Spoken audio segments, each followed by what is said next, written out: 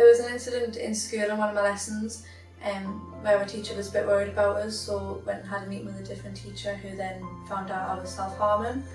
I got my mum involved and left a voicemail on our phone to let her know what was going on. My mum would have to drag us to into the car to get myself to school because I hated school so much. I'd end up being sick every single morning before walking into school because my anxiety was that bad.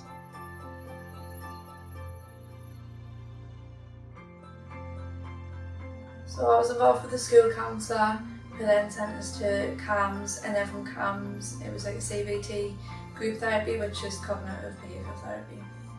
So I had two different counsellors. The first one I had quite bad experience with. The sessions kept getting cancelled or she would phone in sick, so I never really got to have any sessions with her. She didn't really ask many questions either, it was kind of just more talking to us. Within the first session she was just wanting to give us medication. And then with the second counsellor, he was quite good, he listened to me, he wanted to know about me day-to-day life rather than just what was wrong with us. He would ask us how my day was or how my week was. Spoke to me more as a person rather than the illness. Then putting me into a group therapy was a bit confusing. I didn't understand why they would put us into something where it was going to make me anxiety so much worse, but I didn't quite understand my anxiety yet.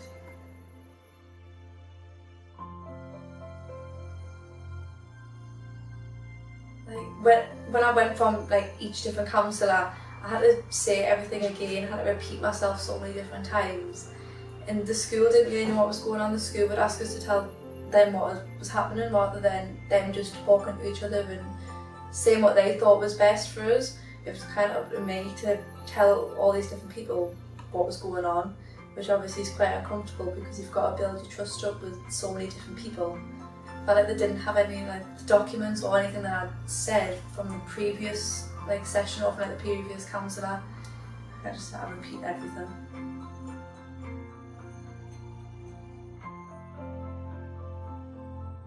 It made it a lot easier having my mum there to kind of hear what was going on, so she knew that when I was at home what was wrong, and she could have to speak to my dad and my brothers and stuff so they knew rather than me having to tell them.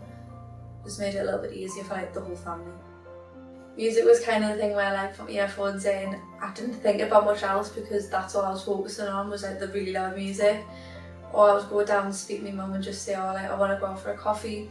Or if my dad wasn't at work, we would all go for a coffee, or we would go on a walk, or have a day out somewhere just to do something where it wasn't just me by myself in my room.